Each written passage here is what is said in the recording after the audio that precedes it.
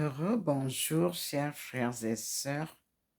Nous commençons une deuxième vidéo cet après-midi, donc du 9 septembre 2023. Et je vous remontre le derrière et puis le changement qu'il y a sur les croquis.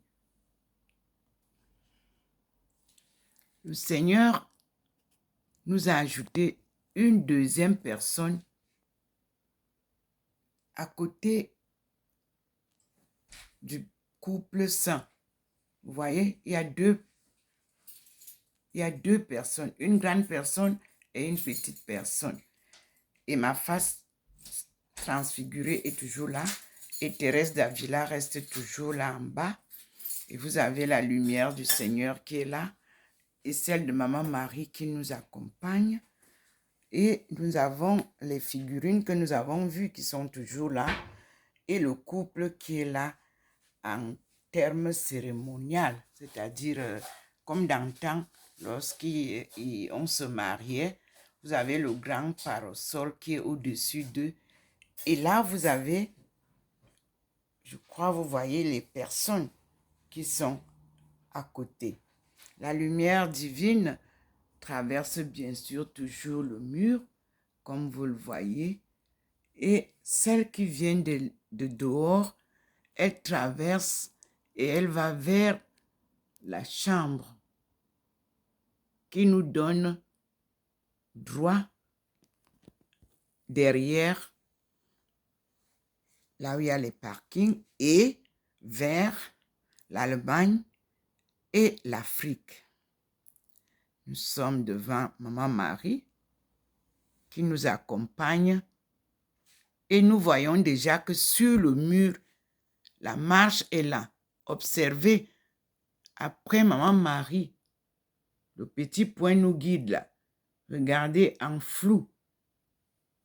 La lumière là. Vous avez vu, elle accompagne la marche sur le mur. Regardez comment la lumière est maintenant posée au-dessus de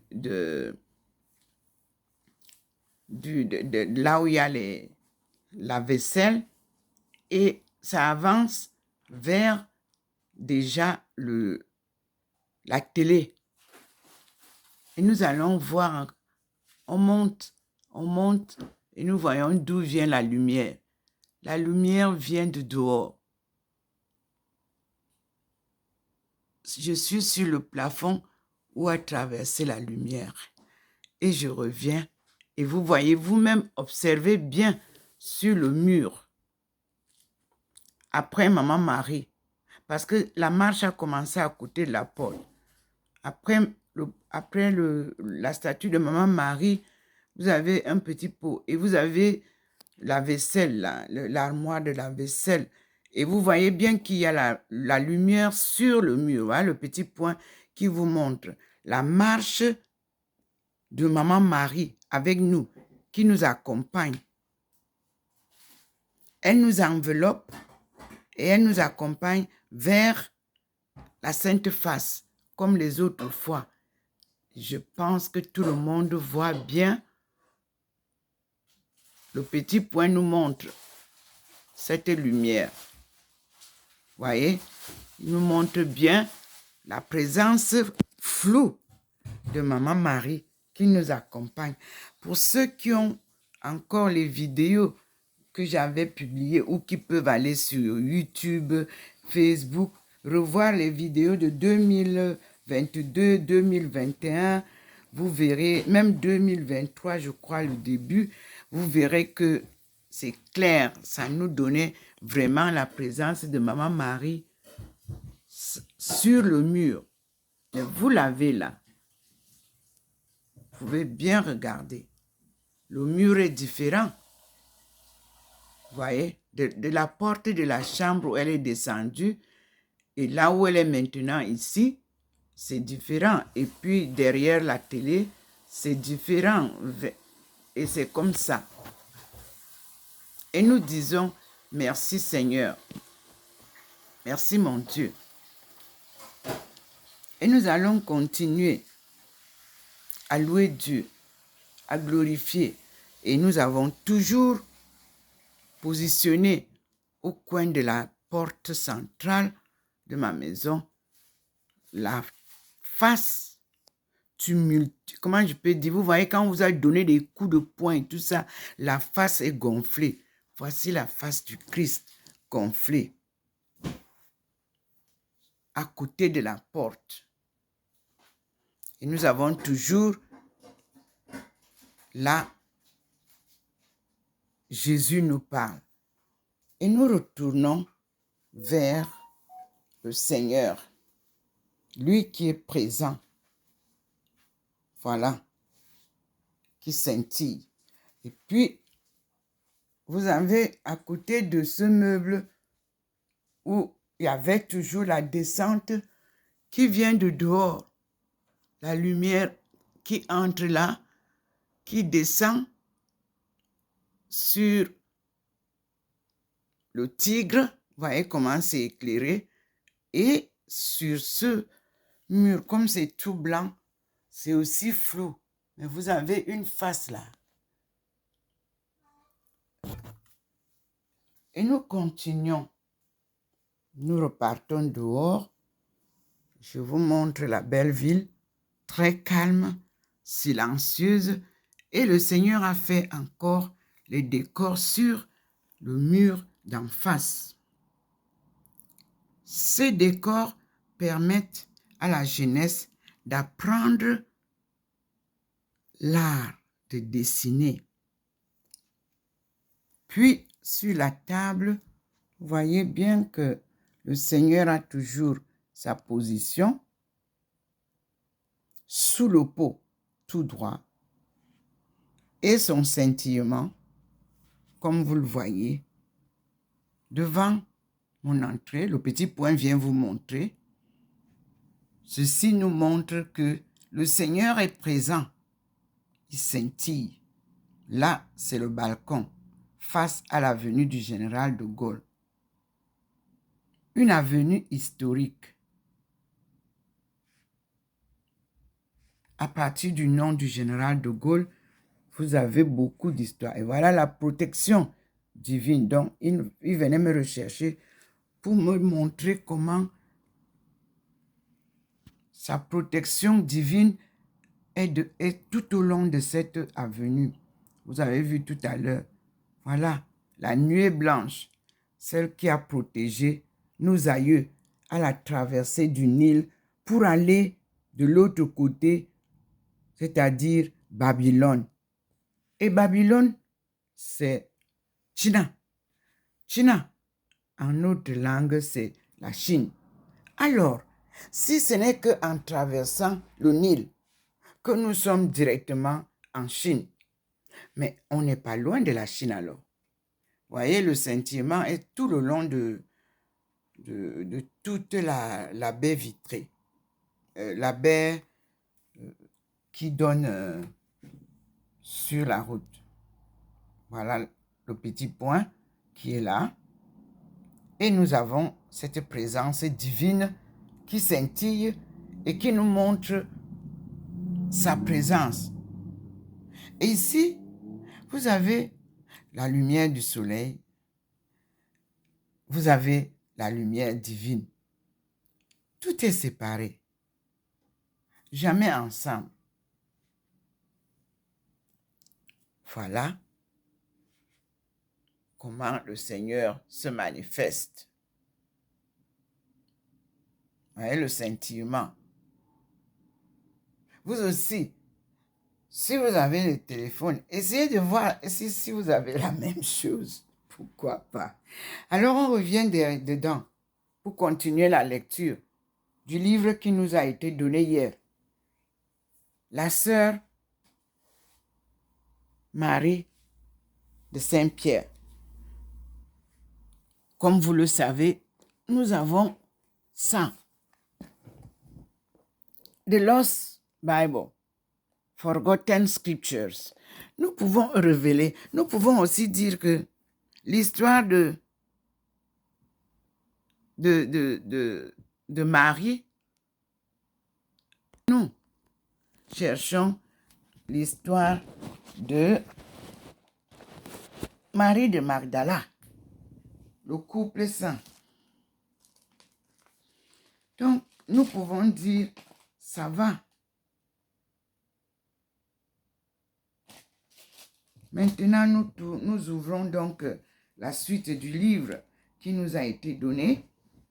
Le livre que Marie de Magdala, c'est-à-dire, le livre de Sœur Marie de Saint-Pierre, carmélite de Tours, née en 1816, morte en 1848, que j'ai reçue à l'oratoire de la Sainte Face à Tours en 2013, quand l'évêque de Blois m'a envoyé leur montrer les merveilles de cette face que Jésus m'a donnée.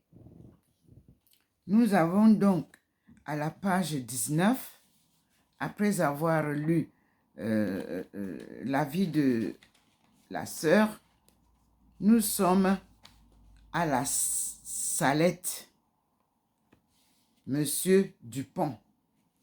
Et c'est dans la maison de Monsieur Dupont que j'ai reçu ça. Et c'est dans la maison de Monsieur Dupont que nous avons l'histoire de la Sainte Face, la confraternité aussi. Je vais donc lire. Les communications divines se multipliaient, mais l'archevêque temporisait toujours. La sœur comprit qu'il n'y avait d'espérance que dans la prière et surtout dans l'intercession de la très sainte Vierge. C'est la même chose que j'ai adoptée. Et la chance que j'ai, c'est que je peux publier. Elle n'avait pas cette chance-là. On aurait eu cette histoire publiée.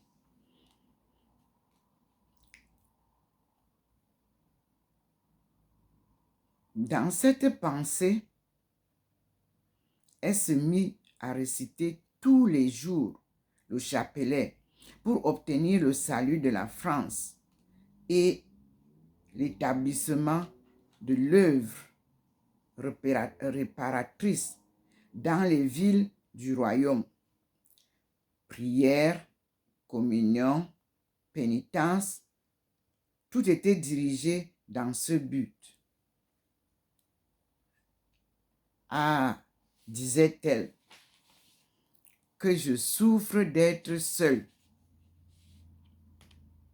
dépositaire d'une chose si importante à toute la France, et que je suis obligée de garder dans le silence.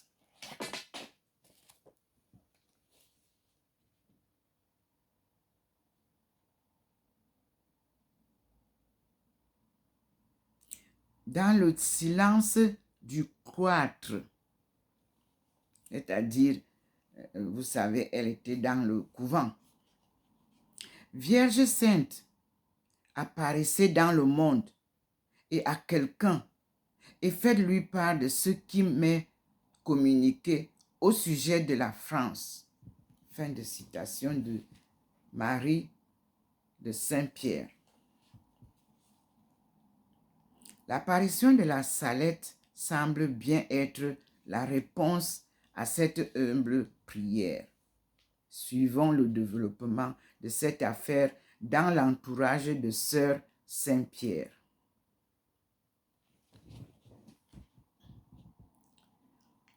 Où nous rencontrons au premier rang Léon Dupont. Établi à Tours depuis 1834, il avait noué avec le Carmel d'intimes relations. La révérende mère prieure l'avait mis au courant des révélations faites à Sœur Saint-Pierre, alors que toutes les sœurs du monastère les ignoraient.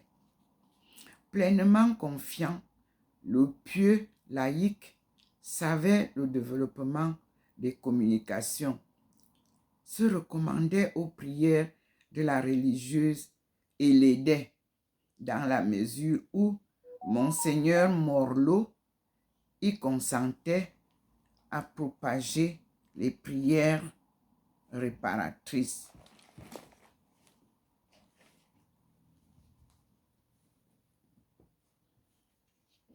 Au début de septembre 1846, en visite à la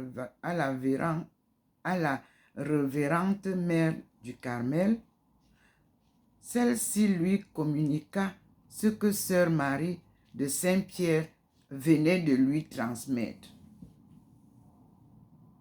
Je cite, « Ma mère, aurait dit notre Seigneur, a parlé aux hommes de ma colère. Elle veut la fléchir. Elle m'a montré son sein et m'a dit, voilà le sein, entre guillemets, qui vous a nourri. Laissez-lui répandre des bénédictions, entre parenthèses toujours, sur mes autres enfants. Fin de la parenthèse.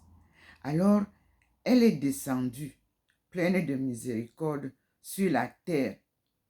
Ayez donc confiance en elle. Fermez les guillemets.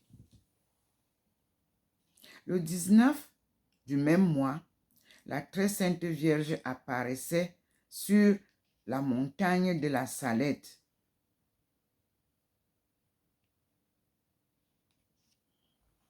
À Mélanie et à Maximin, demandant, comme tout le monde le sait, réparation pour la profanation du dimanche et pour le blasphème et annonçant des châtiments si on ne voulait pas se soumettre. Le récit de l'apparition fit d'autant plus sensation au Carmel de Tours que, le jour et à l'heure même de l'apparition, la mère prieure avait consacré à Marie le nouveau monastère.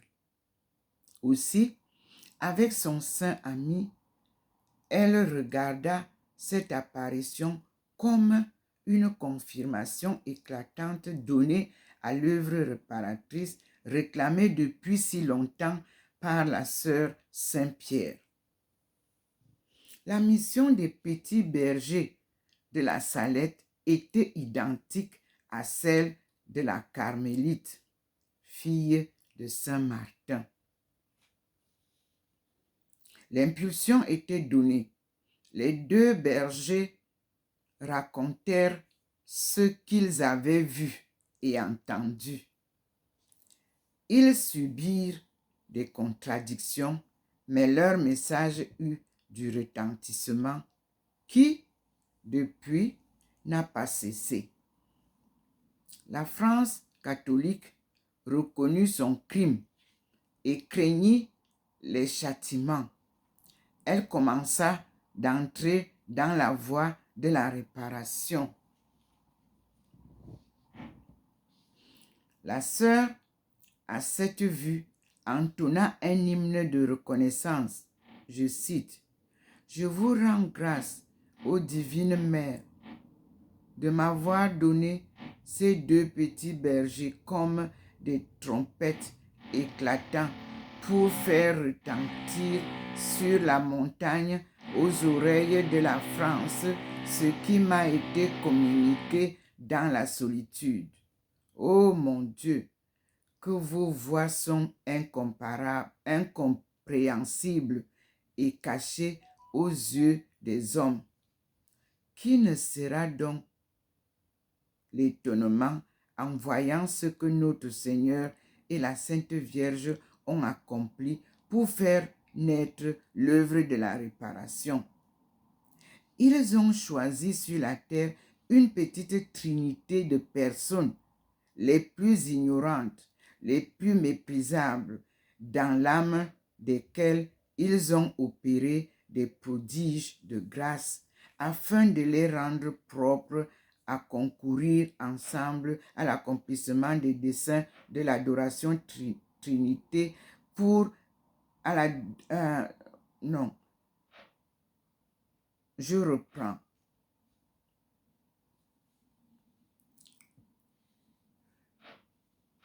Qui ne sera dans l'étonnement voyant ce que notre Seigneur et la Sainte Vierge ont accompli pour faire naître l'œuvre de la réparation. Ils ont choisi sur la terre une petite trinité de personnes les plus ignorantes, les plus méprisables, dans l'âme dans lesquelles ils ont opéré des prodiges de grâce, afin de les rendre propres à concourir ensemble à l'accomplissement des desseins de l'adorable Trinité pour la gloire de son très saint nom. La première est une petite bergère qui s'était consacrée au Saint-Enfant Jésus pour garder ses brebis sur la montagne du Carmel. Les deux autres sont deux petits bergers qui gardaient leurs troupeaux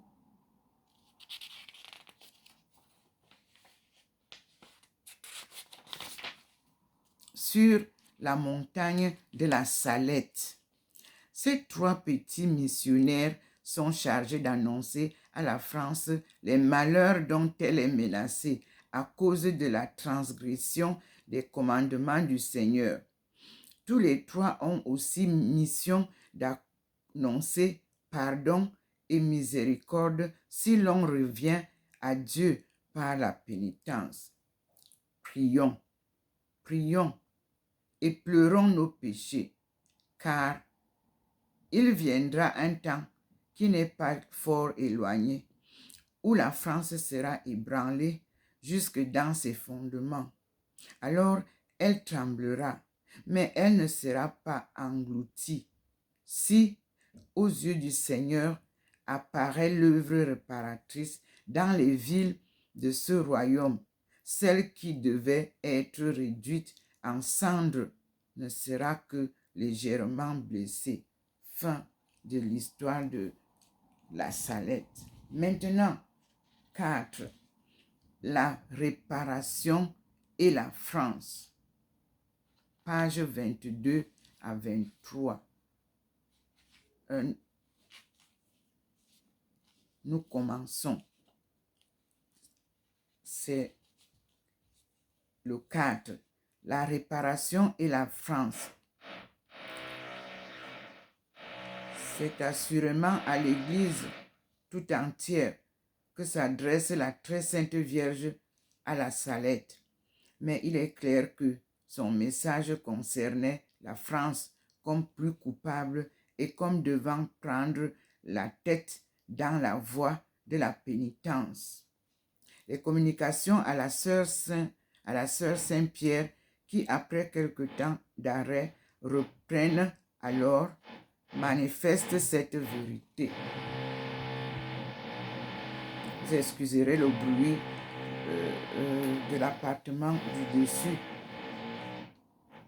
Les communications de la sœur Saint-Pierre qui, après quelque temps d'arrêt, reprennent alors, manifestent cette vérité.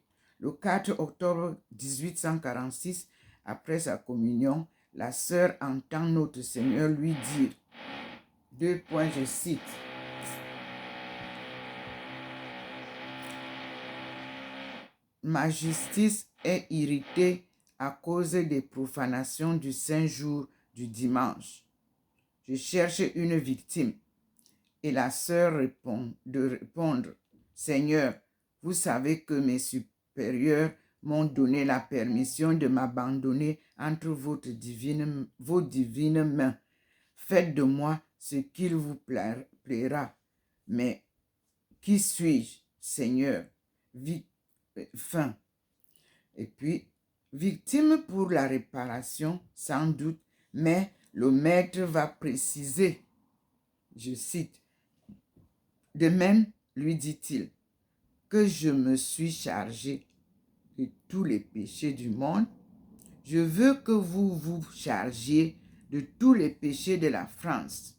Je souffrirai en vous pour apaiser la colère de mon Père, et je vous donnerai tous mes mérites pour acquitter vos dettes. » Merci Seigneur, si tel est le cas aussi aujourd'hui. J'accepte d'être la victime d'aujourd'hui. La sœur avait peine. Donc là, on continue la suite de la lecture. La sœur avait peine à croire qu'il voulait se servir, entre guillemets, d'un si vil instrument pour une si grande mission. Fermez les guillemets. Comme elle dit, mais le Seigneur ne laisse pas d'éclairer ses desseins.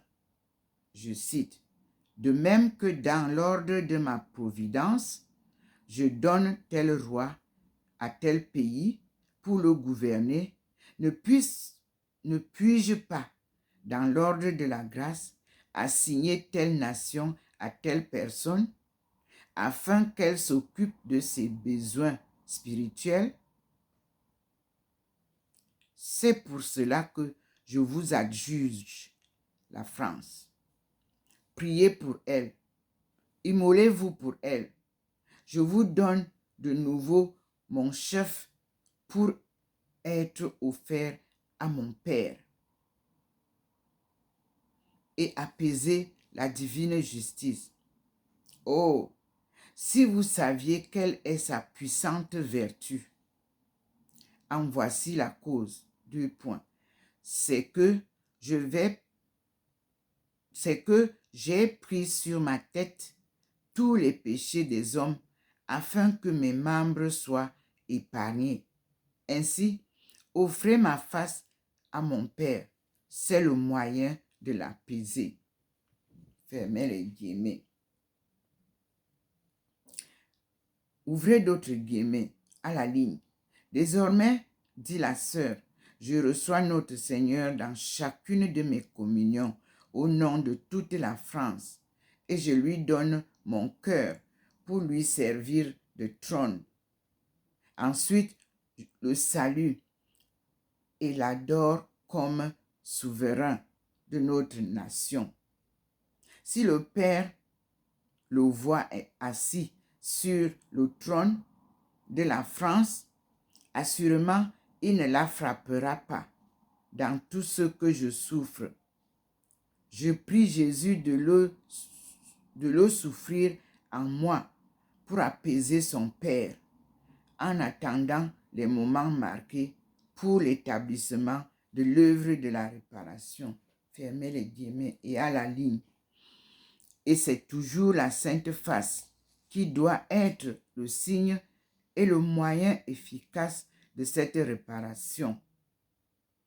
Le 22 novembre de cette même année, le Seigneur dit à sa chère victime, 2 points, je cite, « Ma fille, je vous prends aujourd'hui pour mon économe et je remets de nouveau ma sainte face entre vos mains afin que vous l'offriez sans cesse à mon Père pour le salut de la France. Faites valoir ce divin talent. Vous avez en lui de quoi faire toutes les affaires de ma maison. Vous obtiendrez par cette sainte face le salut de beaucoup de pécheurs.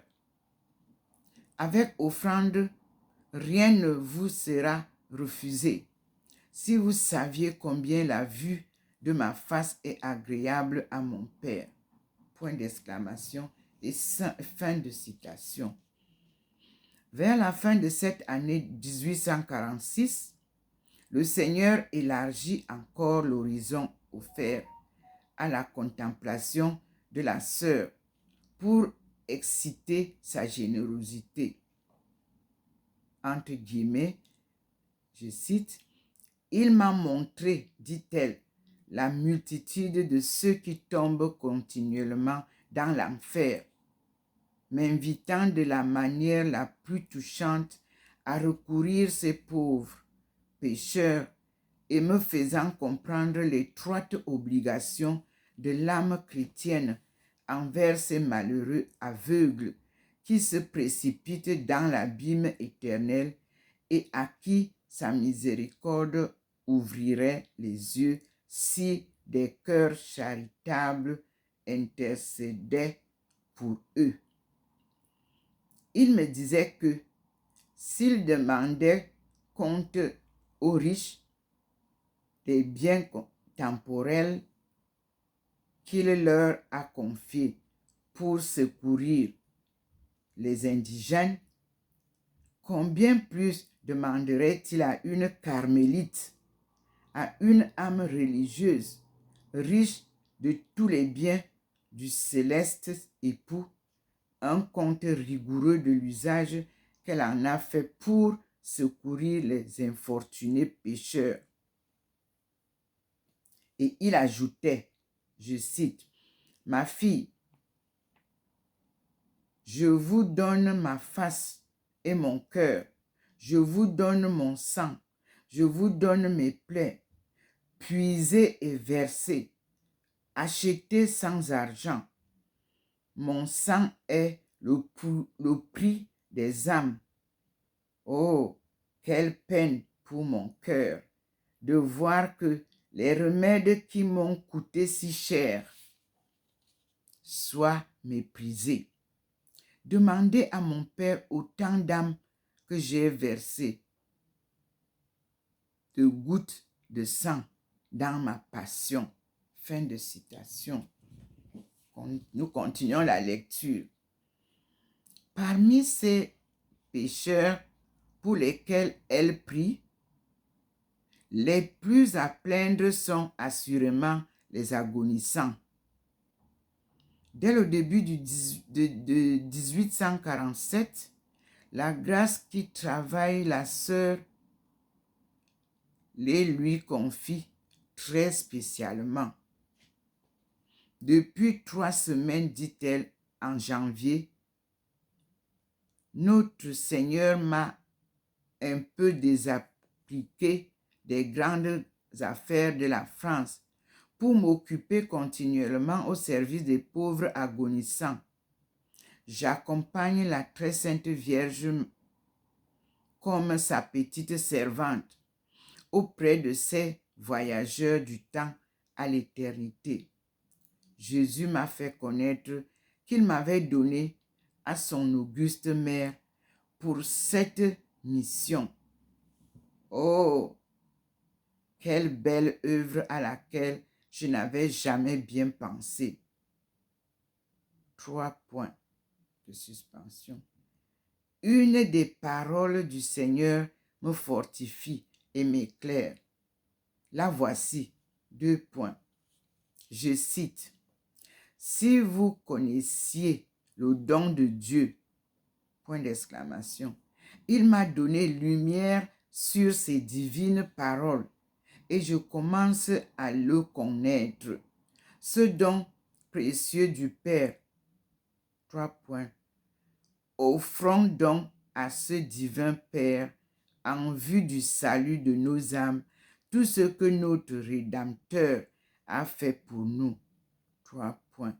Si nous n'avons point de vertu à offrir à Dieu, présentons-lui toutes celles de Jésus, notre Sauveur, qui s'est sanctifié pour nous.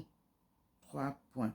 Faisons, si nous le pouvons, l'énumération de tous les biens que nous possédons en lui, et nous serons bientôt riches et nous enrichirons les pauvres pécheurs.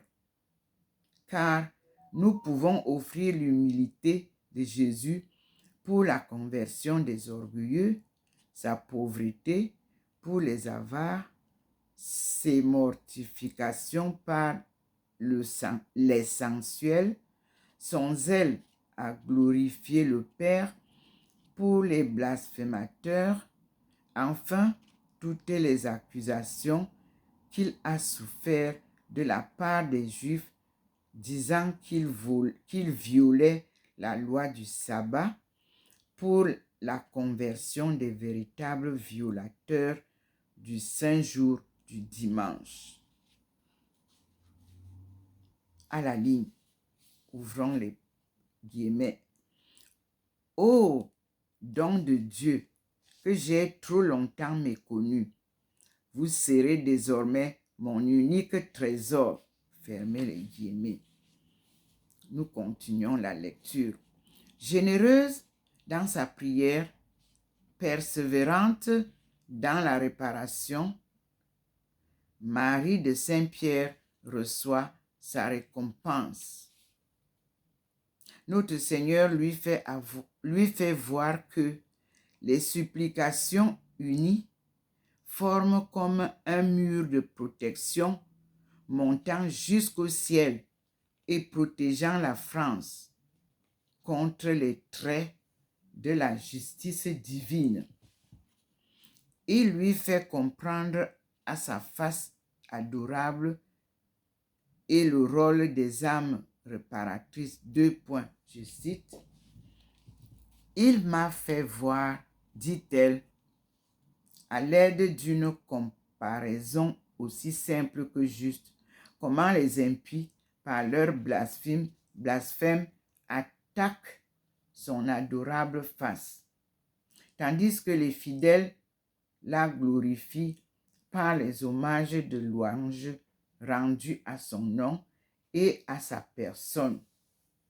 Voyez un homme distingué par son nom et ses mérites en présence de ses ennemis. Ceux-ci ne portent pas la main sur lui, mais ils l'accablent d'injures. Ils ajoutent à son nom d'amères dérisions au lieu des titres qui lui sont dus. Remarquez alors ce qui se passe sur la face de son homme injurié.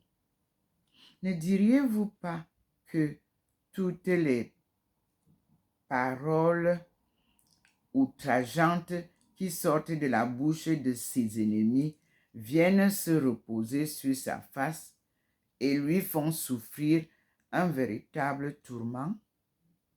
On voit cette figure se couvrir de rougeur, de honte et de confusion.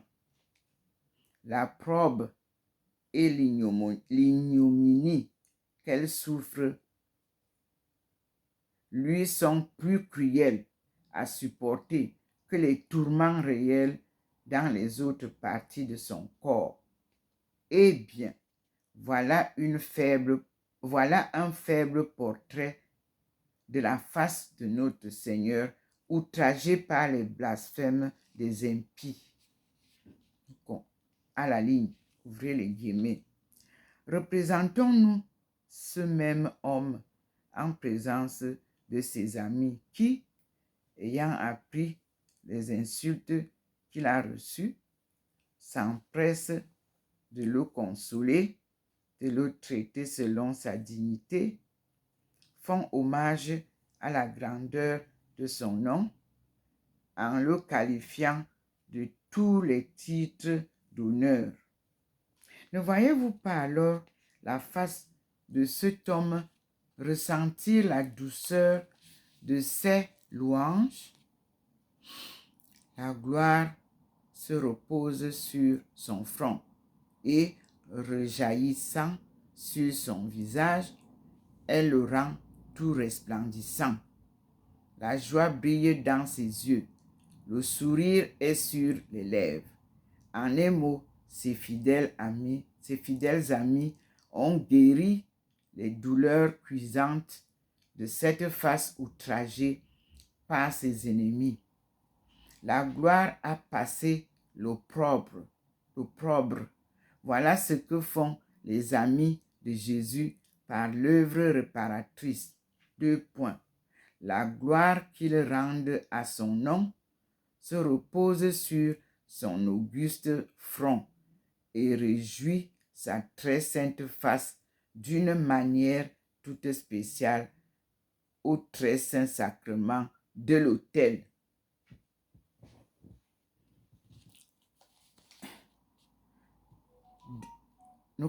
On ferme les guillemets et nous continuons la lecture. Désir, prière, souffrance, la sœur offrait à notre Seigneur tout ce qu'elle pouvait dans sa générosité pour les réparations. Mais l'œuvre demandée, érigée canoniquement dans l'Église, ne se faisait pas L'archevêque de Tours, M. Morlot, toujours favorable, ne sortait pas de ses hésitations. Il encourageait la sœur, mais il ne faisait pas ce qu'elle lui réclamait depuis 3 ans. Aussi, le divin maître insiste-t-il. Je cite, ouvrez les guillemets. Notre Seigneur, aujourd'hui, 14 mars 1847, dit la sœur, m'a montré après la Sainte Communion les péchés de blasphème et les profanations du dimanche, sous l'emblème de 2 pompes avec lesquelles les hommes qui se rendent coupables de ces crimes attirent les eaux de sa colère sur la France et s'exposent à en être submergés.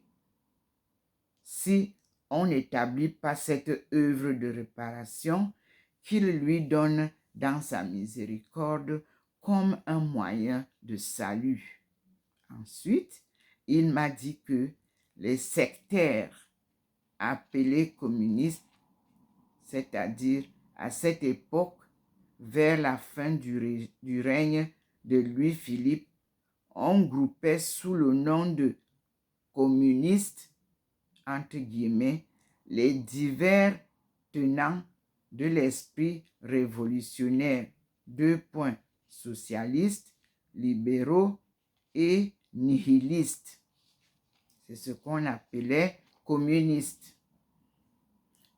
On continue la lecture. Donc, on dit les communistes n'avaient fait qu'une incursion. Oh, a-t-il ajouté, si vous connaissiez leur machination secrète et diabolique et leurs principes antichrétiens, point d'exclamation. Ils n'attendent qu'un jour favorable pour incendier la France. Demandez donc l'œuvre de la réparation à qui vienne le droit de l'établir pour obtenir miséricorde. Point, fermez les guillemets et à la ligne.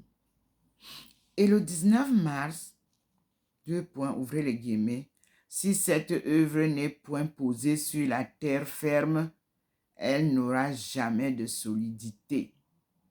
Si elle n'a un bref qui lui soit propre, elle ne fera que languir et finirait par périr.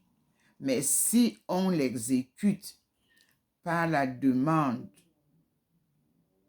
d'un bref, on la verra bientôt s'établir dans les villes de France. Et il convient que ce soit celui qui, le premier, a mis la main à l'œuvre qui l'achève. Fermez la parenthèse et on va à la ligne. Le 25 mars, notre Seigneur insiste encore en précisant, je cite, ouvrez les guillemets, il m'a commandé, dit la sœur, de faire la guerre aux communistes, qu'il m'a dit être les ennemis de l'Église et de son Christ, me faisant entendre que les lionceaux étaient, pour la plupart, nés dans l'Église, dont ils se déclarent maintenant les cruels ennemis. Alors, il a ajouté, ouvrez les guillemets encore, je cite, je vous fais connaître que je vous tenais entre mes mains comme une flèche. Je veux maintenant lancer cette flèche sur mes ennemis. Je vous donne pour les combattre les armes de ma passion, ma croix, dont ils sont les ennemis, et les autres instruments de mon supplice. Allez vers eux, avec la simplicité d'un enfant et le courage d'un vaillant soldat. Les armes de mes ennemis donnent la mort, mais les miennes donnent la vie. Fermez les guillemets. Point. Et on va à la ligne. L'Esprit de Dieu ne cessait de m'éclairer. L'humble carmélite sur sa mission. De sa voix toujours pressante, le Seigneur lui suggérait de temps en temps de nouveaux encouragements. À la ligne. Un jour, 5 mai 1847, il lui dit que ce serait par les mains de la très sainte Vierge qu'il accorderait l'établissement de la réparation.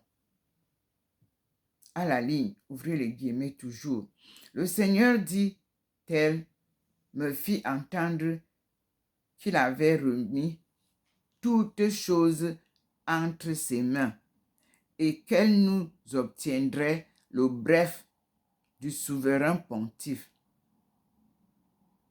Cette œuvre réparatrice est si nécessaire à la France et si glorieuse à Dieu qu'il veut que sa très sainte mère ait l'honneur de la donner à ce royaume comme un gage nouveau de sa miséricorde. Fermez la parenthèse et on va à la ligne.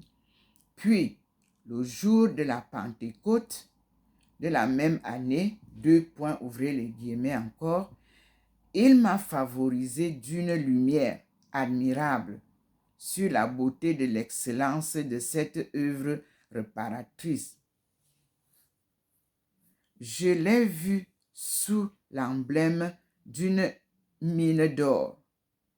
Et notre Seigneur m'a dit qu'il fallait travailler pour l'exploiter et que ce n'est pas force de travail qu'on réussira.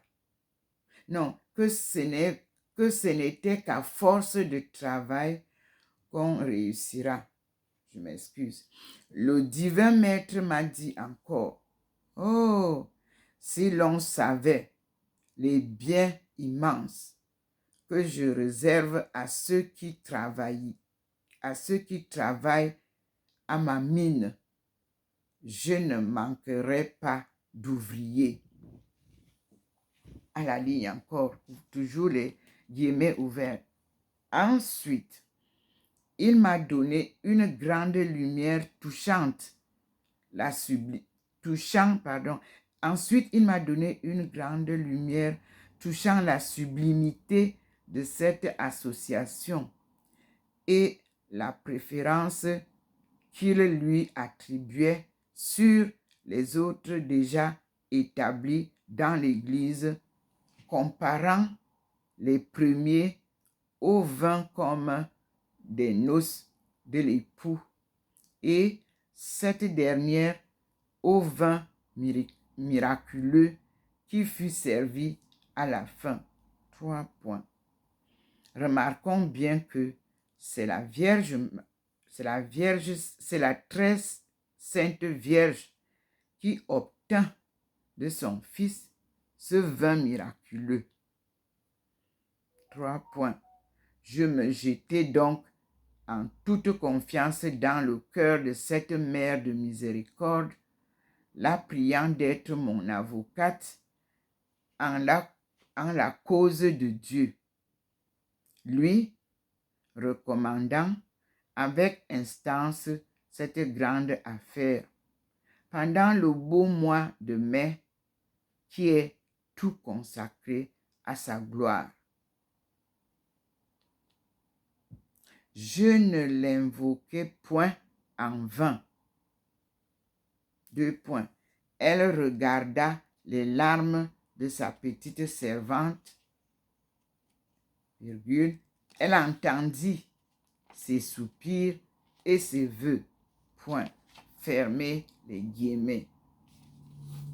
Nous passons à l'archiconfrérie. page 30. Après avoir lu La Salette, Monsieur Dupont, nous avons lu La Réparation et la France et nous passons maintenant à l'Archiconfrérie.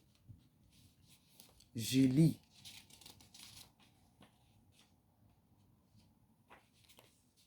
Le 7 mars précédent 1847, une minute, je bois un peu d'eau. J'ai très soif, la gorge est sèche.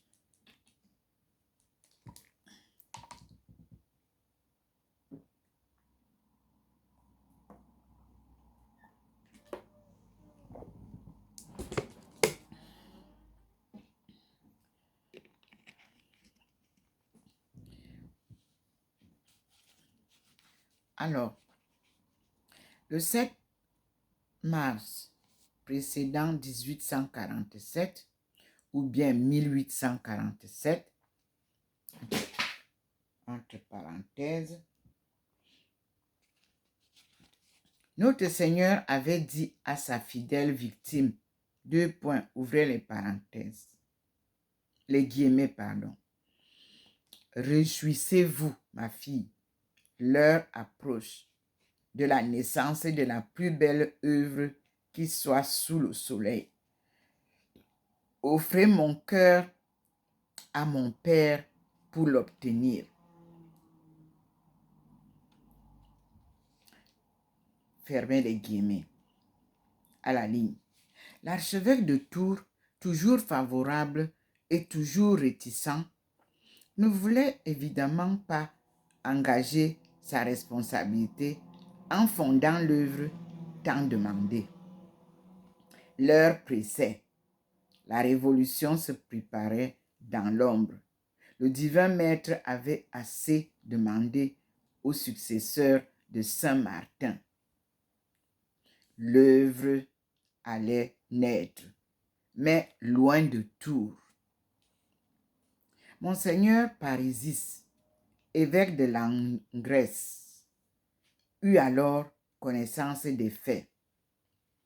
Préoccupé lui-même de cet ordre d'idées, il désirait depuis un certain temps établir dans son diocèse quelques confréries dans ce but.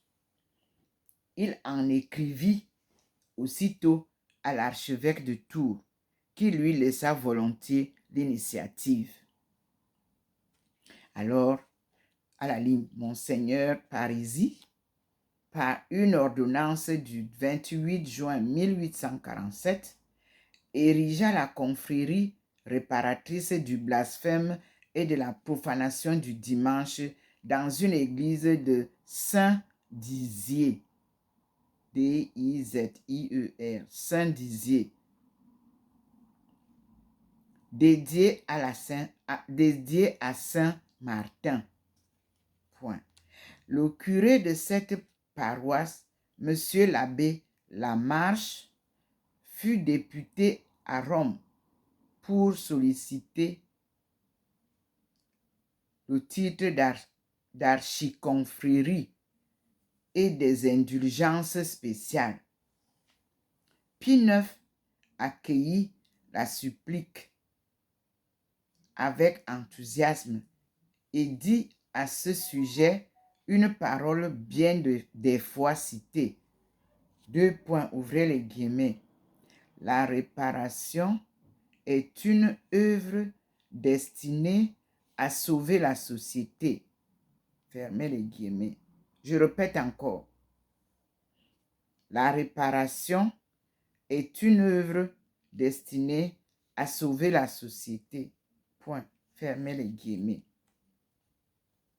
Il accorda des indulgences, éleva par un bref du 30 juillet 1847 l'association réparatrice de Saint-Dizier à la dignité de l'archiconfrérie avec le droit d'agréer dans tout le monde catholique des associations semblables et voulut que son nom fût inscrit le premier sur le registre des associés avec 7 de ses cardinaux. Nom de Jésus. Attendez, cardinaux. Elle était consacrée à l'adoration trinitaire. Elle était consacrée à l'adoration. Non, je m'excuse. Elle était consacrée à l'adorable Trinité et au Saint-Nom de Jésus et placée sous le patronage de Saint Michel, de Saint Louis et de Saint Martin, protecteur de la France. Nous sommes à Saint-Louis. J'ai confiance aux révélations du Seigneur. Et vous voyez comment je suis transfigurée devant vous, toute blanchâtre. J'écoute le Seigneur. Nous continuons la lecture. L'œuvre répondait si bien à un besoin de l'époque et pour cette cause tellement voulue de Dieu qu'elle se répandit dès sa naissance comme le feu dans les roseaux. On inscrivit par milliers les paroisses et les fidèles qui, sur tous les points du globe, voulurent s'y associer. À la ligne. Le but poursuivi par Marie de Saint-Pierre était donc atteint dans son ensemble. Toutefois, cette œuvre n'avait pour centre que la seconde paroisse d'une petite ville, dans un diocèse bien éloigné du lieu où le Seigneur l'avait demandé. De plus, l'ordonnance épiscopale de Langres ne faisait aucune mention du culte de la Sainte Face choisie comme objet sensible de la réparation. Aussi,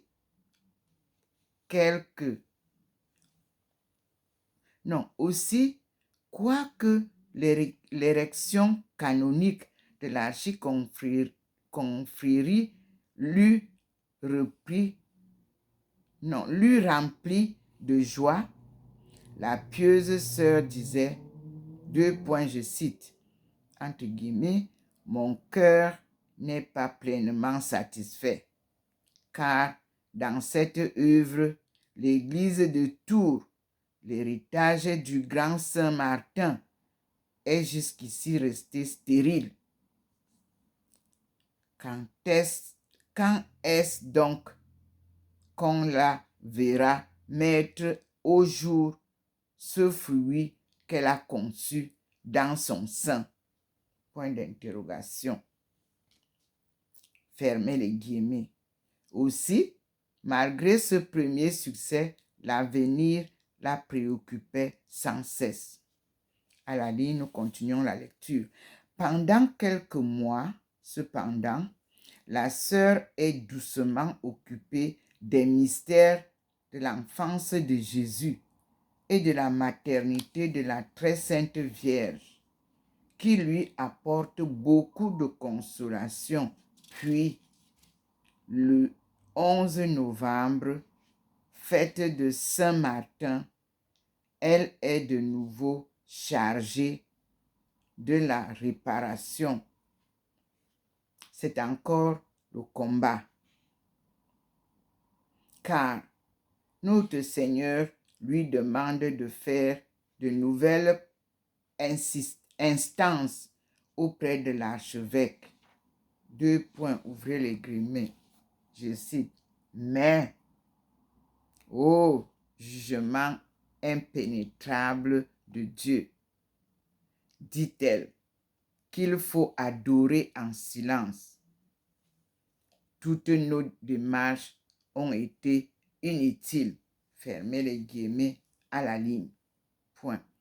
Le 21 novembre, dans l'action de grâce, de communion la sœur entend de nouveau notre Seigneur lui parler de l'œuvre réparatrice et, devenant plus pressant, ajouter 2 points, je cite, entre guillemets, quand de mon bras puissant, j'ébranlerai ce trône. Le trône, c'est quoi? Le trône de Louis-Philippe, c'est la référence. Pour en faire tomber celui qui y est assis. En quel état sera la France? Point d'interrogation, fermez les guillemets et on continue à la ligne. Le 2 décembre, ouvrez les 2 points, ouvrez les guillemets, les Juifs m'ont crucifié le vendredi. Mais les chrétiens me crucifient le dimanche. Demandez donc de ma part pour ce diocèse de Tours l'établissement de l'œuvre réparatrice afin que mes amis puissent embaumer mes plaies par de pieuses expiations et obtenir miséricorde pour les coupables. Ma fille, l'orage gronde déjà, mais je tiendrai ma promesse si l'on fait ma volonté. Parlez avec humilité, mais en même temps avec une sainte liberté. Fermez les guillemets et on va à la ligne. On ne manqua pas de faire connaître cette communication à Monseigneur Morlot. Point. Il fut par conséquent prévenu de l'orage, entre guillemets, l'orage qui grondait, fermez les guillemets, et averti que c'était la dernière heure pour agir. Le 13 février suivant, en 1848, pendant mon oraison du soir, dit la sœur, notre Seigneur m'a prévenu qu'il voulait me confier une nouvelle mission. Bientôt, il m'a fait part du terrible coup qui devait nous frapper. L'Église est menacée d'une horrible tempête. Référence, cette prédiction sera réalisée la même année en France, en Italie et particulièrement à Rome, que Pie IX fut obligé de quitter pour se réfugier à Gaète. C'est la note qui nous renvoie à la référence. Et nous continuons la lecture. Priez, priez, point d'exclamation, point. Il n'est pas possible de rendre le touchant accent avec lequel ce charitable sauveur me disait, priez, priez, point d'exclamation. À la fin, il m'a semblé voir comme une fumée noire qui s'élevait vers le ciel. Mais le soleil n'en a pas été obscurci, ce qui m'a un peu consolé. Cette fumée était l'emblème des ennemis et le soleil représentait l'Église.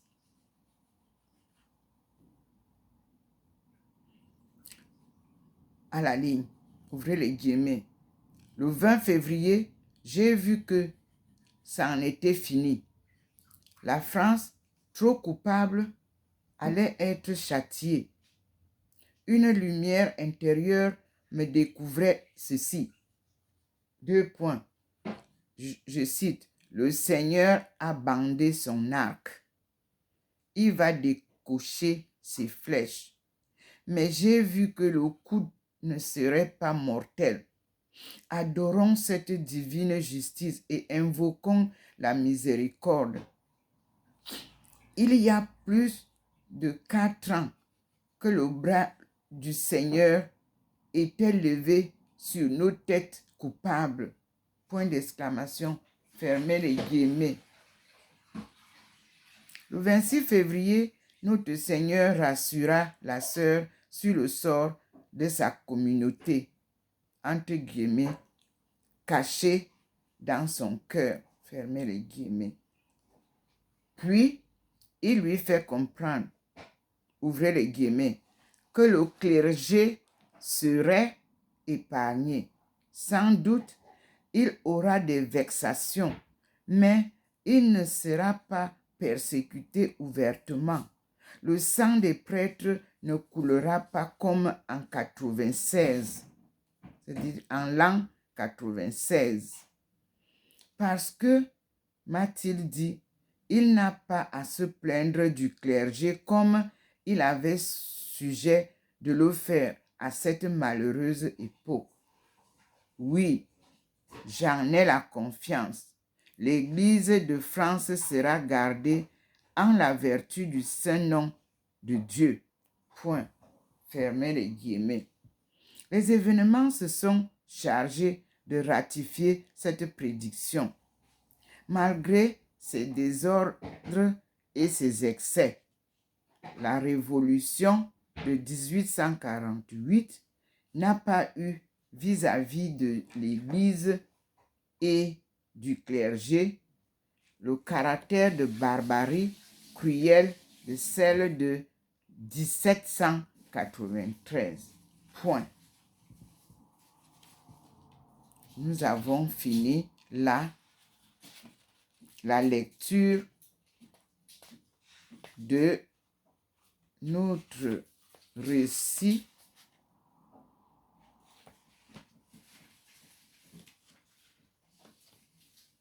et nous passons au 6e point, qui est la révolution de 1848.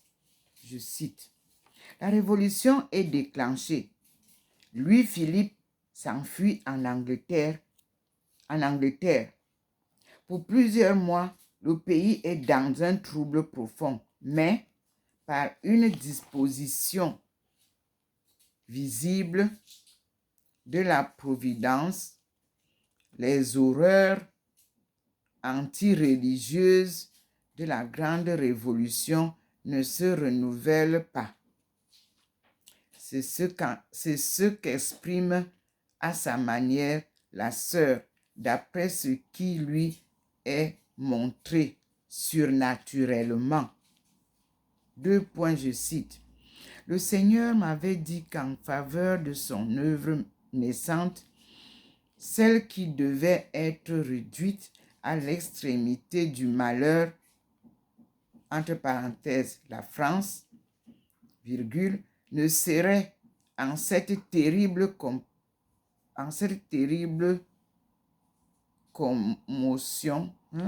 en cette terrible commotion que légèrement blessé. Il a exécuté jusqu'à présent ce qu'il m'avait promis. Oui, il a gardé son Église de la vertu de son nom salutaire. Avant de frapper le grand coup de sa justice, il a dit, 2 points, je cite, ouvrez les guillemets, « Père saint, gardez en votre nom ceux que vous m'avez donnés. » Fermez les guillemets. Regardez vous-même comment je suis transfiguré. Fermez les guillemets, point. Aussi, les méchants ont respecté les siens. Oh, que je voudrais faire savoir à tous les évêques cette consolante vérité, que le très saint nom de Dieu est le refuge de l'Église de France, en leur demandant à grands cris l'œuvre réparatrice. Point d'exclamation.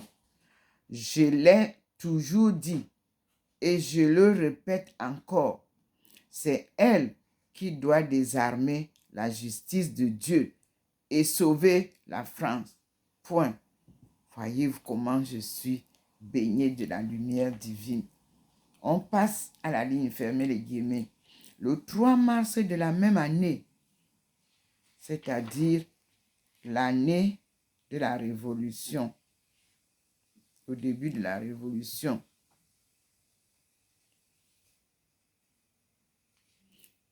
le 3 mars de la même année, une semaine après l'établissement du gouvernement provisoire, le pays en proie à l'angoisse d'une révolution à ses débuts, elle s'adresse à la mère prieure. 2 points. Ouvrez les guillemets à la ligne. Notre Seigneur vient dans la Sainte Communion de me dire qu'il veut absolument que je parle à Monseigneur l'archevêque ou à son secrétaire et que je dise de vive voix ce que le Seigneur m'a révélé depuis 4 ans et demi. Ouvrez les guillemets. J'ai encore, a-t-il révélé, j'ai encore, a-t-il ajouté, la verge en main, la verge de ma justice. Si l'on veut l'en arracher, qu'on y mette en la place, qu'on y mette en place l'œuvre réparatrice. Point fermé les guillemets. Il faut aussi que je continue toujours à la ligne. Il faut aussi que je continue toujours à réciter cette prière en union avec lui. 2 points. Je cite la prière. Père Saint, gardez en votre nom ce que vous m'avez donné. Point d'exclamation, fermez les guillemets. D'après ce qu'il m'a montré, c'est lui qui l'a dit en moi et moi qui l'a dit en lui. Oh, quelle tendresse il a pour son Église. Point d'exclamation. Il me semble qu'il n'est occupé que d'elle. Il veut la sauver, la cacher dans le nom adorable de son divin Père. Si l'Église de France pouvait parler, je la demande pour elle, car c'est son rempart contre les traits de ses ennemis. Point. Fermez les guillemets. La demande fut déférée à Monseigneur Morlot et on lui exprima le but de l'entrevue désirée, c'est-à-dire l'établissement à Tours d'une confrérie affiliée à celle de Langresse. Le prélat envoya au Carmel son secrétaire général. La sœur simple, humble, paisible, exposa son point de vue, fit connaître les demandes de notre Seigneur, multipliées depuis 4 ans. Tout fut inutile. Monseigneur ne voulait pas aller au-delà des quelques permissions secondaires qu'il avait accordées. Obéissante, sœur Marie de Saint-Pierre s'inclina. 2 points, ouvrez les guillemets. Je dépose, dit-elle, ma mission au pied de l'autorité ecclésiastique. Elle sera responsable devant Dieu. Point. Fermez les guillemets. Peinée de refus catégorique de l'archevêque, la sœur fut consolée par notre Seigneur qui lui fit entendre que son œuvre deviendrait florissante et qu'elle s'affirmerait au milieu des orages. Cette promesse s'est en effet réalisée, mais plus tard, longtemps après la mort de la sœur.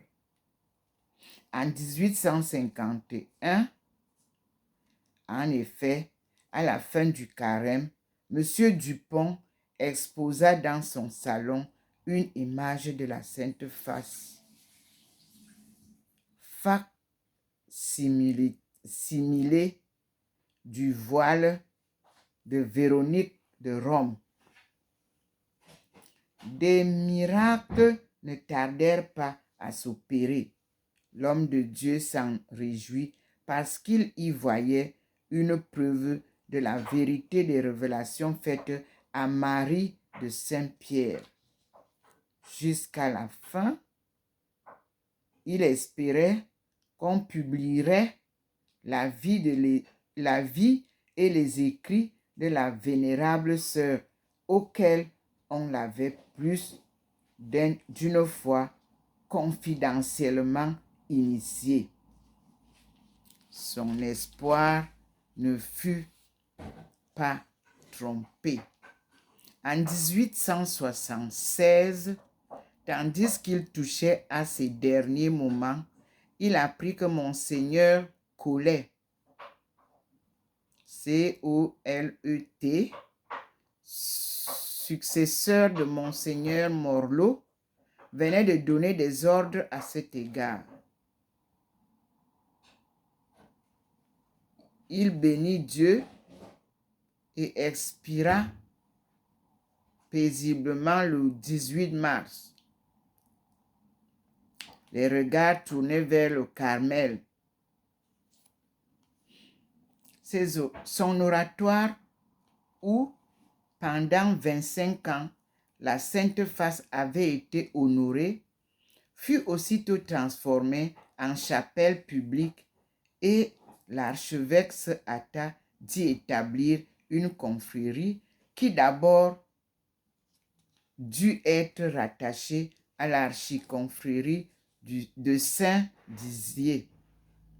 Peu après, on sentit le besoin d'avoir une confrérie, entre guillemets, une confrérie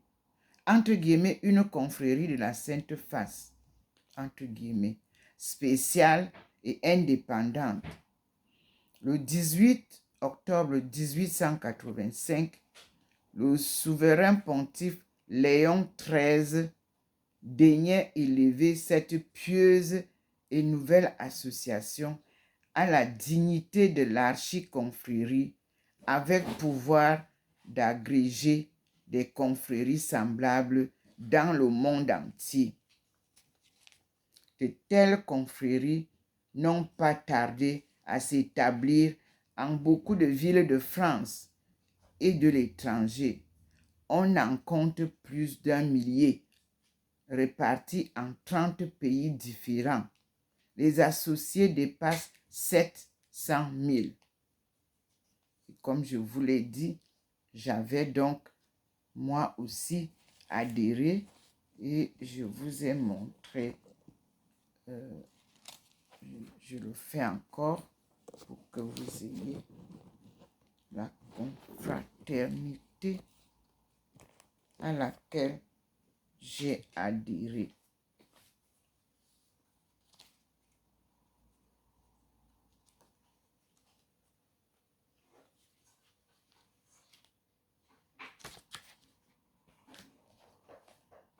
Ne quittez pas, je vous montre, voilà.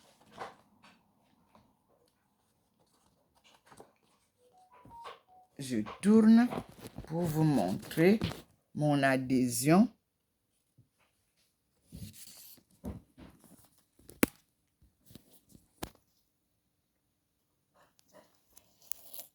Voici mon adhésion le 15 octobre 2013. Comme il n'y avait pas assez de place, on n'a pas pu écrire Ndomo Melingi. Et c'est pour ça que je commence toujours tout ce que j'écris en mon nom par Ndomo Melingi Thérèse. Et vous voyez cette face du Christ qui est là. Et vous pouvez comparer à celle que le Seigneur m'a donnée. Et vous allez voir que c'est ça. Et vous pouvez comparer avec celle-ci.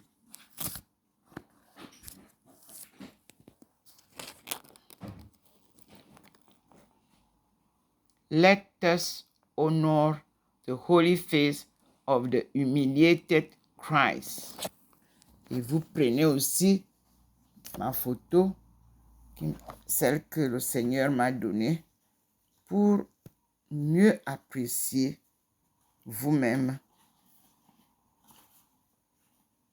la concordance de cette photo m'a encore donné comme témoignage de sa demande d'honorer ce que Sœur Marie de Saint-Pierre a demandé pendant 4 ans. Moi aussi, depuis, vous allez voir, depuis que je suis rentrée de Tours, c'est ma prière. Et nous avons adopté cette confrérie de Sainte Face pour l'association de la famille universelle du tsunami que j'avais créée sur les ruines de cette catastrophe du tsunami, où nous avons constaté que nous ne sommes qu'une seule famille. Le monde entier s'est retrouvé et nous étions confondus à nous-mêmes. Nous reprenons la lecture donc. Alors, de telles confréries, dont on a dit que je relis, le 1er octobre 1885, le souverain pontife Léon XIII daignait élever cette pieuse et nouvelle association à la dignité d'archiconfrérie, avec pouvoir d'agréger des confréries semblables dans le monde.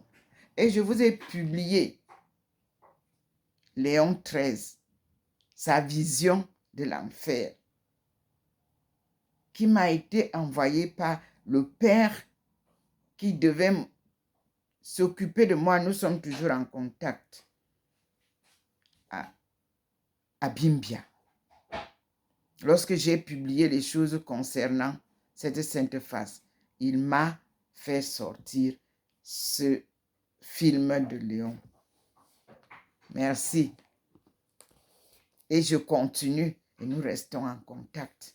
J'ai foi, j'ai cru à tout ce que Dieu m'a montré concernant Bimbia, concernant la porte de non-retour, concernant maintenant quand j'aurai terminé, il avait dit, je ramènerai tous ceux qui sont à l'extérieur pour qu'on se retrouve tous au pied du mont du char de Dieu. Une mission sacrée d'un marathon sans compétition. Je vous assure, ne vous en faites pas. C'est Dieu qui va organiser tout là-bas.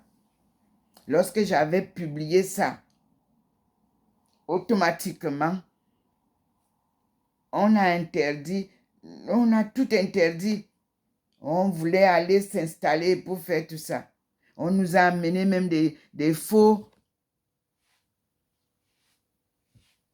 descendants des États-Unis.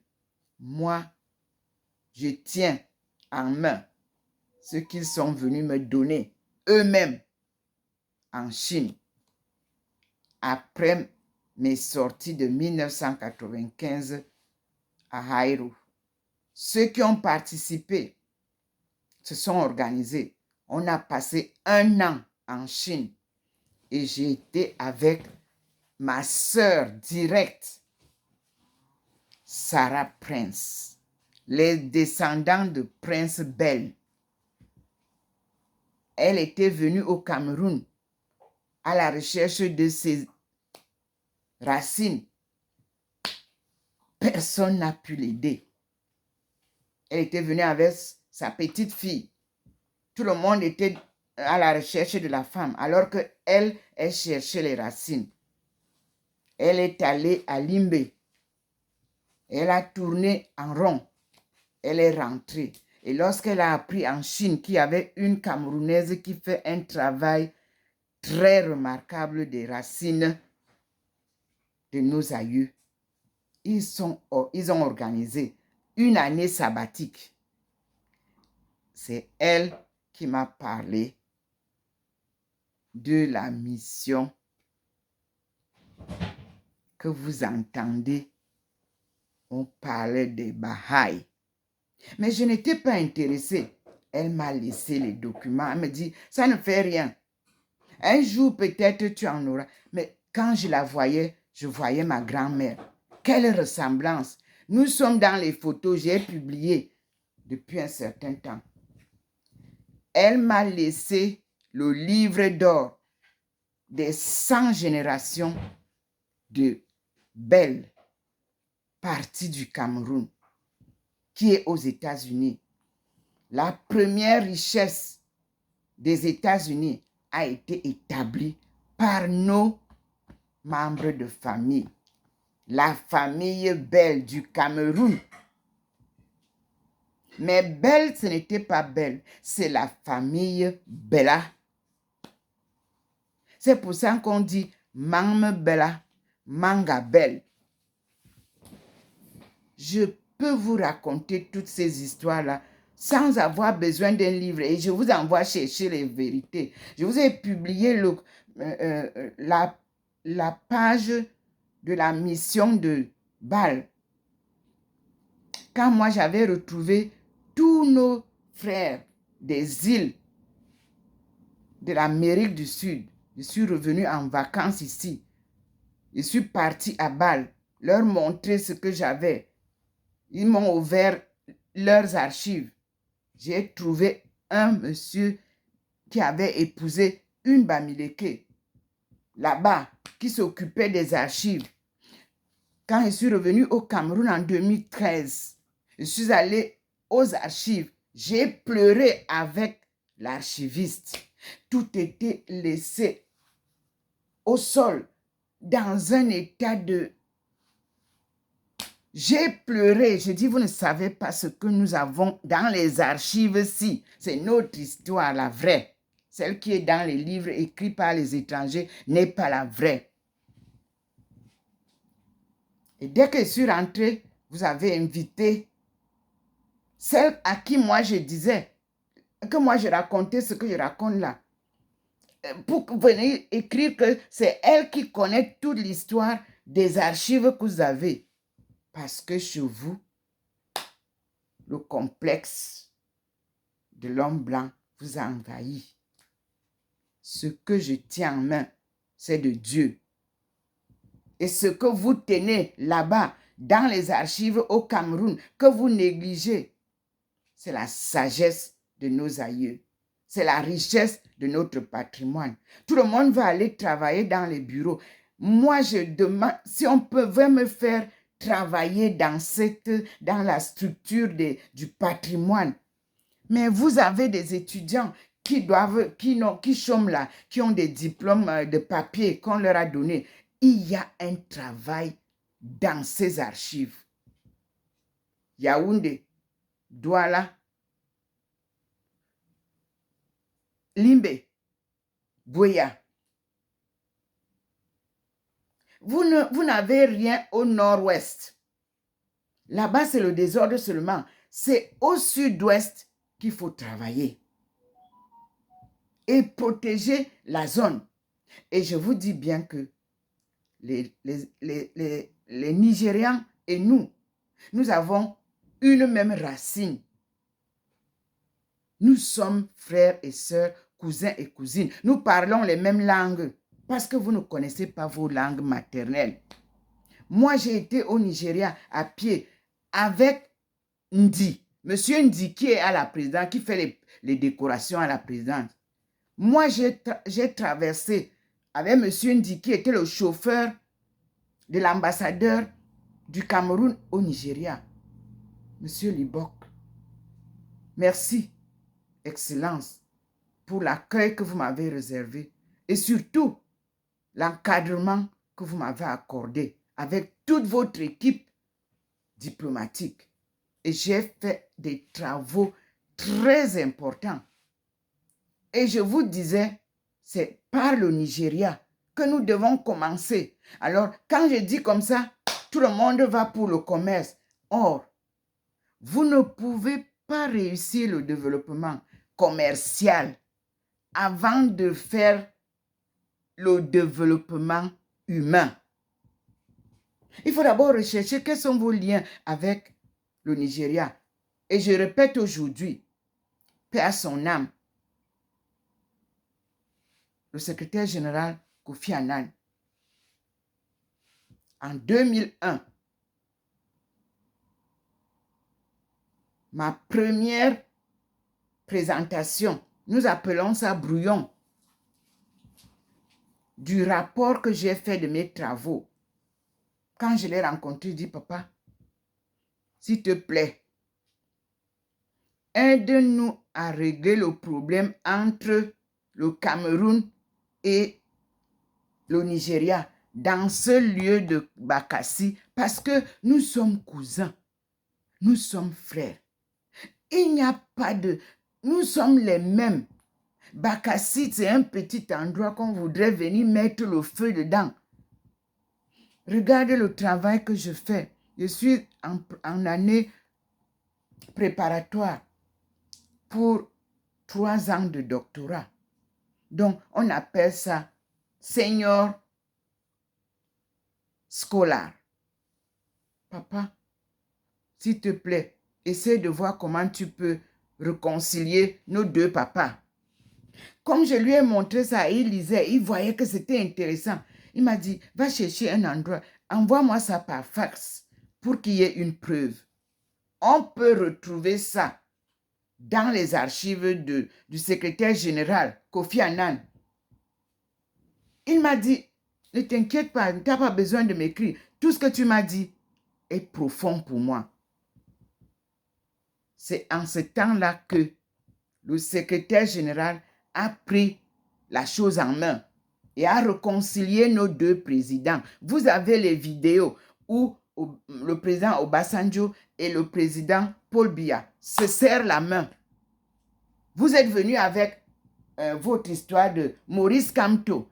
Maurice Kamto n'était que quelqu'un parmi d'autres de la délégation qui devait accompagner.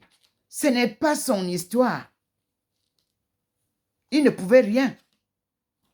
Et vous avez mis ça dans la politique. Nous, on a joué dans ce qu'on appelle la fraternité et la sagesse africaine, c'est-à-dire le linge sale se lave en famille. C'est ce que le secrétaire général a appliqué. Moi, je restais toujours bénévole volontaire des Nations Unies depuis la conférence des femmes de Beijing, où j'ai surpris les sommités avec ce que moi j'avais comme donné. Et j'ai demandé un agenda de la femme pour que nous, en Afrique, on célèbre aussi comme en Chine cette manifestation de la dignité de la femme africaine. Parce que dans nos familles, c'est la femme qui dérange, c'est la femme qui arrange, c'est la femme qui gâte, c'est la femme qui organise. Dans les familles du Cameroun, du Gabon, du Congo, de toute l'Afrique, le jour que les femmes vont reprendre la sagesse de nos aïeux, de nos parents, c'est-à-dire nos mamans, nos papas, la femme est la conseillère de son mari. Mais il faut qu'elle soit une femme digne et non une femme qui veut l'argent. L'argent n'existe pas dans les foyers traditionnels. Mais aujourd'hui, chacune vient pour savoir combien le mari gagne pour que la belle famille soit fière. Tu viens pour l'argent, tu sortiras bras ballants. Observez ce qui se passe pour tous les mariages que nous voyons à grande pompe. qui viennent pour se faire voir. Et quand elles ont tout pris, elles vous balancent. Elles vous disent qu'elles font à leur guise. Elles ne respectent pas la famille. Elles ne connaissent pas la famille.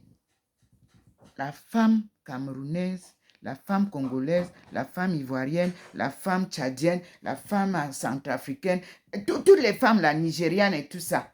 Nous, on a une règle, l'amour de la famille. Nous ne partons pas épouser le sexe ou l'argent. Nous partons épouser un homme né dans une famille et nous intégrons la famille et nous vivons avec la famille. Demandez ma vie dans la famille. J'ai appris que ma belle-mère m'a dit à la fin que la seule femme qu'elle a eue dans sa famille, c'est moi. Mais si vous saviez la souffrance que j'ai eue, vraiment, on ferme la parenthèse. Parce que j'ai pardonné à tout le monde qui m'a fait du mal. J'aime tout le monde. Apprenez à aimer tout le monde. N'aimez pas l'argent. L'argent appelle des soucis. C'est pour ça que vous avez appelé ça maman. Que ce soit à l'église, que ce soit en famille, que ce soit en amitié, que ce soit dans les affaires. Maman est un mauvais maître. C'est ce que Dieu nous dit. Alors, demain, nous allons lire la Révolution française. Et avant de faire ça, je termine par une prière. En anglais, le Magnificat. Apprenez l'anglais, mes enfants. Apprenez l'anglais, mes frères et sœurs qui sont dans les bureaux. Tout ce que vous voyez en français n'est que traduction, parfois erronée, de ce qu'on a fait en anglais. Je lis en anglais The Magnificat. My soul glorifies the Lord. My spirit rejoices in God, my Savior. He looks on his servant in her loyalness, and henceforth all ages will call me blessed.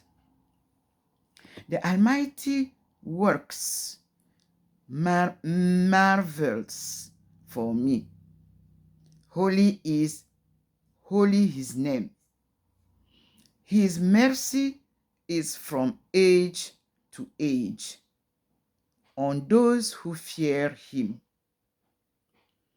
He puts forth his arm in strength and scatters the proud-hearted. He casts the mighty from their thrones and raises the lowly. He fills the starving with good things, sends the rich away empty. He protects Israel, his servant, remembering his mercy, the mercy promised to our fathers forever. Amen. Thank you, Lord. Brothers and sisters, let us say in the name of the Father, the Son, and the Holy Spirit, have a nice night. And you see the light is there. And let us say tomorrow, if God will. I'm Dr. Ndoma Malingi Therese, called by our Almighty God for the deliverance of his chosen people, the African. international, society, home and abroad, or African international communities, home and abroad, a fulfillment of my duty be your victory. Amen. And salvation forever.